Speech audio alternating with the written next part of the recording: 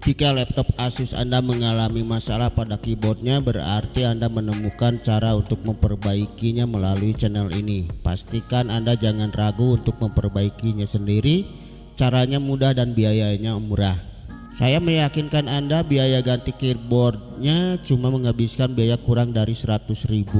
Laptop jadul ini adalah buktinya. Setelah diganti keyboardnya tidak bermasalah lagi. Semua tombolnya berfungsi dengan baik. Sebelum ke pembahasan, kita kenali dulu bentuk-bentuk kerusakan pada keyboard. Pertama, pada saat pengetikan naskah salah satu huruf mengetik sendiri. Dua, kadang-kadang ditekan tidak muncul huruf atau angka yang diinginkan. Penyebab kerusakan keyboard paling utama adalah karena panas yang berlebihan sehingga lapisan perangkatnya mengkerut. Bisa juga karena lembab atau terganjal kotoran sehingga karet tombol terus menekan tidak kembali ke semula, atau bagian tombolnya terlepas karena tercongkel. Seperti yang terjadi pada laptop ini sebelum diganti keyboardnya. Di bagian tombol powernya terlepas. Saat dinyalakan saya mengalami kesulitan, harus beberapa kali menekan dengan bantuan pensil atau kuku. Selain itu ada beberapa huruf yang tidak berfungsi, maka dari itu saatnya kita ganti dengan keyboard yang baru.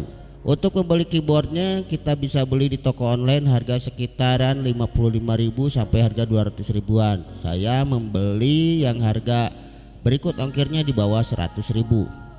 Harga yang berbeda mungkin karena berbeda tipe, maka belilah sesuai dengan tipe laptopnya. Jangan sampai salah ya. Untuk melihat tipe keyboardnya, lihat di label belakang laptop, di sana tertulis tipenya. Keyboard yang saya perbaiki sekarang adalah keyboard Asus tipe X441UB. Untuk melepas bagian keyboardnya, sebaiknya Anda mengenal letak baut yang terpasang pada badan laptop. Pada tipe X441UB ini tidak ada baut yang tersembunyi. Hanya dengan satu obeng kembang saja semua baut bisa terlepas. Bukalah setiap baut dari titik mana saja sesuai keinginan Anda. Baut yang sudah dibuka simpan di tempat aman, pisahkan jika ada yang berbeda panjangnya dan beri tanda di mana asal letak baut itu berasal. Setelah baut terlepas semua, buka bagian ini dengan kuku atau dengan benda tipis yang kuat yang terbuat dari plastik. Congkel perlahan setiap pengunci di setiap sisi badan laptop hingga dapat terbuka seperti ini. Pastikan layar LCD jangan sampai tertekan dengan kuat. Jika sudah terbuka jangan ditarik langsung karena di dalamnya ada kabel fleksibel keyboard dan touchpad masih terpasang. Buka kabel fleksibel yang terpasang di penguncinya dengan cara membuka penjepit fleksibelnya terlebih dahulu. Jangan ditarik langsung. Buka perekat solasi penutup fleksibel touchpadnya, lalu angkat bagian hitam ini hingga penjepitnya terbuka. Penjepit fleksibel ini seperti engsel, kalau ditutup atau direkatkan maka penjepitnya akan merekat kembali. Sekarang buka penjepit fleksibel keyboard, buka engsel penjepitnya, lalu tarik fleksibelnya.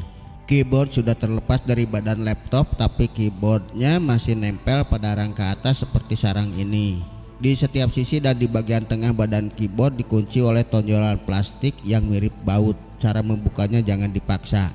Buka sedikit isolator yang menghalangi bagian yang akan dibuka.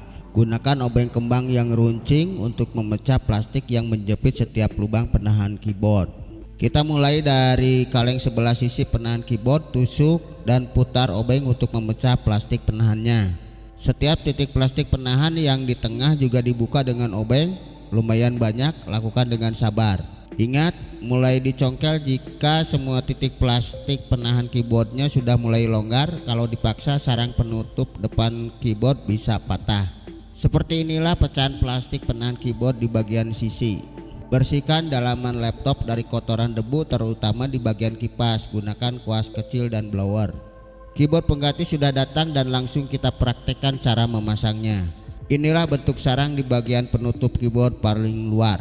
Pasang keyboard pengganti pada sarangnya. Rekatkan dengan benar, jangan sampai ada tombol yang tidak pas pada lubangnya untuk menghindari tombol macet. Panaskan solder untuk nantinya digunakan untuk menutup penahan keyboard dengan cara melelehkannya. Pasangkan kaleng penahan keyboard dengan titik plastik penahannya tampak masuk ke dalam lubang kaleng. Tekan kaleng penahan dan solder semua titik plastik penahannya itu. Lanjutkan dengan menyolder semua titik plastik penahan di bagian sisinya. Solder semua titik plastik penahan di bagian jajaran tombol keyboard di bagian tengah.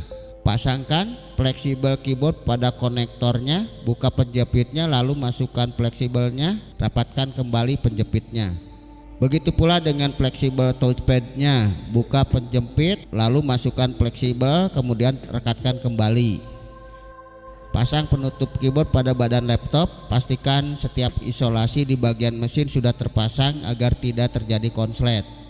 Tekan setiap sisi penutupnya sampai terdengar suara strek. Nyalakan keyboard dengan menekan tombol power. Laptop sudah normal kembali.